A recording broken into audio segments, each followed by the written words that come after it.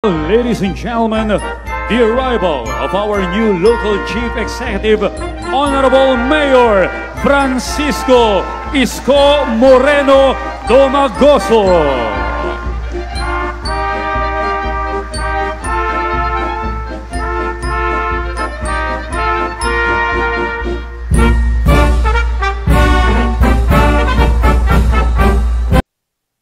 Nasa financial ICU na tayo.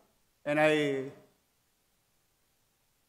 ask the audience, especially yung mga nasa ibabaw, if there is seatbelt there, please fasten your seatbelt. Kasi baka mahulog kayo sa bangko sa susunod kong ilalahad na tunay na katayuan ng ating lungsod. Nasa financial ICU ng City Hall, sa panahon nila, kung makapag-cash advance pa, ay wagas at walang pakundangan. Election-related work but thinly masked as public service costs.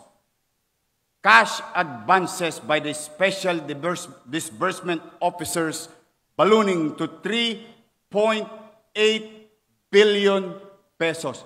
Cash advance. Madalit salita, wala nang ang kita, puro bali pa, kaya nagkabali-bali ang buto ng kaban ng bayan. Mula January hanggang May 2025, sa gitna ng kampanya 21 na opisyal at empleyado ng City Hall nag-cash advance ng 2.1 billion pesos. January, Enero, Pebrero, Marso, Abril, Mayo, 5 buwan. Ano ang panahon na ito? Panahon ng ginamit sa kasama program, job order o JO at iba pang election-related services. Kumapit pa kayo. In just one day,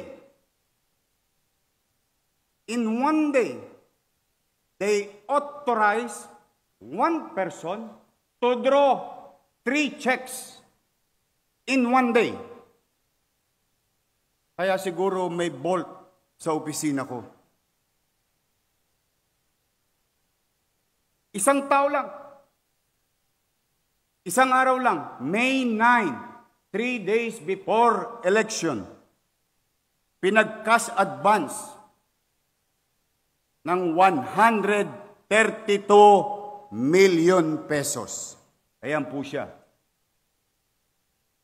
Pogi. Mind you, and let me repeat, in one day,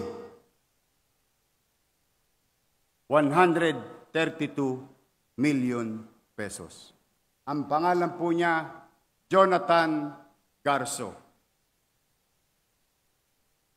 Kahit na ipinagbabawal ng Omnibus Election Code, ang titigas nyo, ang lupit nyo, para kayong alkohol, wala kayong patawad sa mikrobyo. Basura kinukuha niyan eh. Isa pang mataas na opisyal ng City Hall, lilingunin natin sa tawag na Assistant City Administrator. Nag-transfer ng malaking pondo from General Fund patungong Trust Fund. Yorme, wala naman pong masama doon, nag-transfer lang pala. Anong ibig kong sabihin?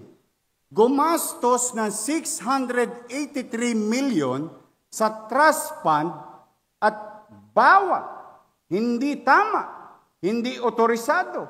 Nung mapubuking na, inutusan mag-transfer from general fund upang ibalik sa trust fund.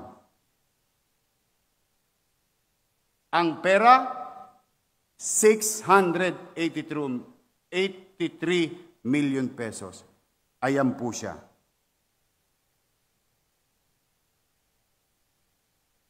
Joy Dawis Asuncion. Anong buwan? January to March. Nang walang authority. Ibig sabihin, winawaldas natin yung trust fund and the basic concept of trust fund, that fund has dedicated or merong takdang gamit. Nagalaw, kung saan ginalaw sa mga manonood, pumanatag kayo. Aalamin po namin yun.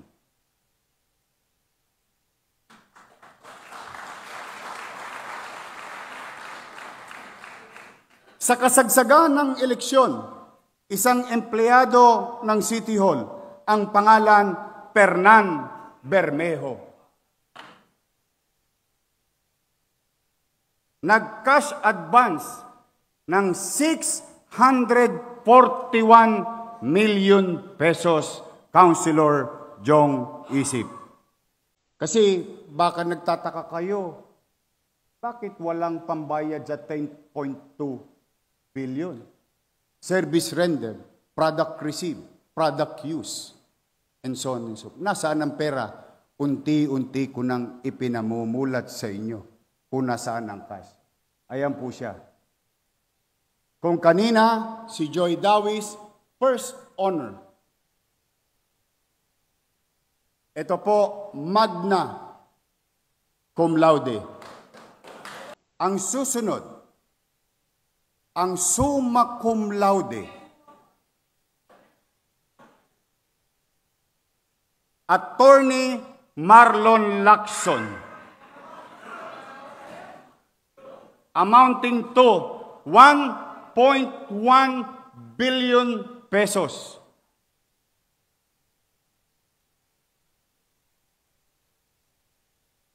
Sila ba'y may krimen na ginawa? Hindi ko po alam. Ano bang ginawa nila sa pera? Hindi ko pa po alam. Pero sigurado ako, one way or another, malalaman ko rin may nakinabang dito sa sesyon na ito.